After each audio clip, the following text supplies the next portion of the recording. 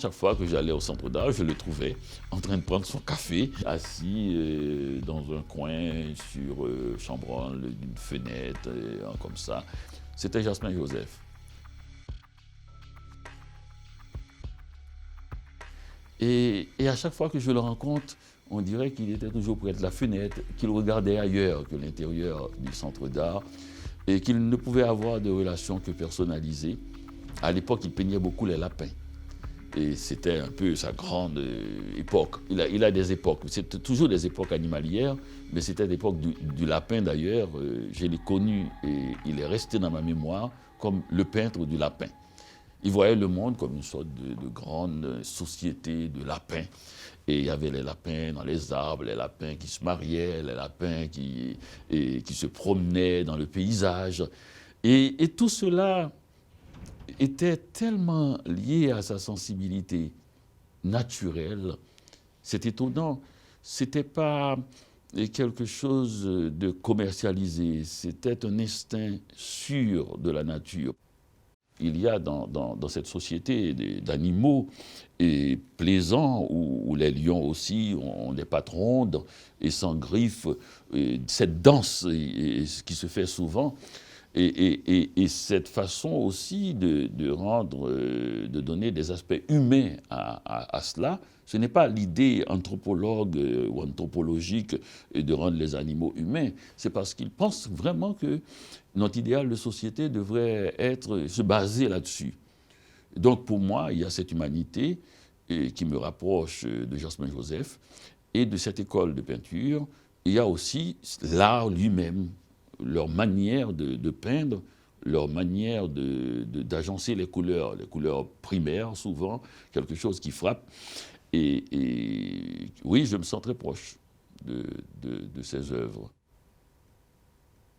Mais il reste que Jasmin Joseph apporte un monde lumineux, un monde faussement enfantin, parce que, mine de rien, ses compositions sont bien équilibrées. Et mine de rien, il sait bien exactement tous ceux qui habitent ce monde. Et il leur donne leur place exacte dans l'organisation de sa société. Cette société d'animaux, où les arbres et les animaux se confondent, où les personnages, dans leur contusion, donnent l'impression d'être des arbres aussi. Et il est le plus identifiable dans cette société. Jasmin Joseph procède par infusion. Il s'infuse en vous tout doucement et je pense que il tente de se présenter, vraiment c'est une sorte d'autoportrait, l'ensemble de son œuvre. Et il tente de se présenter par sa sensibilité profonde. Et je l'ai toujours vu, j'allais dire, toujours égal à lui-même. Toujours ce doux sourire, toujours cette façon de regarder de biais et il ne regarde pas trop en face ou de relever la tête brusquement et de faire un sourire comme une offrande. C'est quelque chose de très très très doux dans l'espace d'une ville aussi agressive que Port-au-Prince, que d'avoir eu Jasmin Joseph.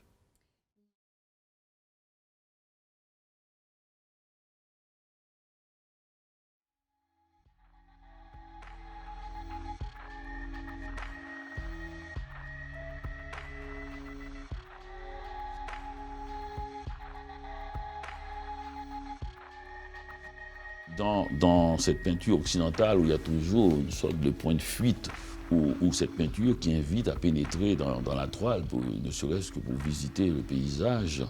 Et il y a quelque chose de différent dans la peinture primitive qui est comme si les éléments se déplaçaient souvent vers le premier plan.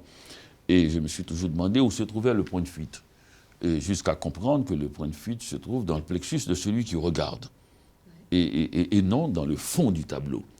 Et donc, toute cette école, et qu'en fait, l'idée de ces peintres-là, par ses couleurs, par Et par cette façon de présenter les éléments du paysage comme les visages au premier plan, c'est une idée d'intoxication.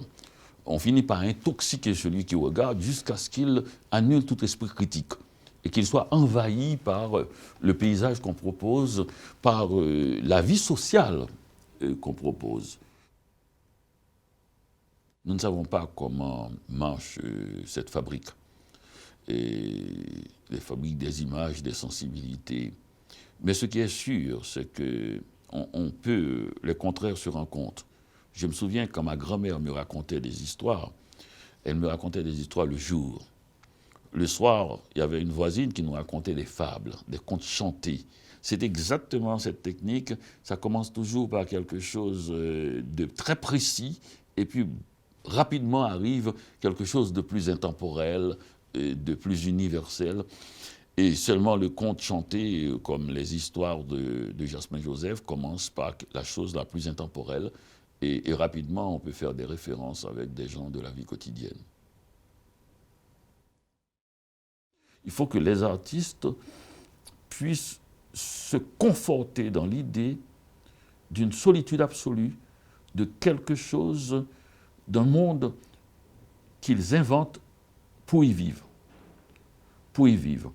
Et c'est pour ça que ni le bien ni le mal n'est important dans ce cas-là, mais l'artiste lui-même, il faut qu'il arrive à une intégrité totale pour accepter ses imperfections et continuer malgré, jusqu'à ce que ces imperfections se déterminent leur sensibilité, jusqu'à ce que, ce mot de Gide et de Cocteau, cultivez vos imperfections, c'est là que vous y êtes. C'est là que vous êtes vraiment vous-même. Jusqu'à ce que cette masse de choses imparfaites devienne une particularité. Un monde.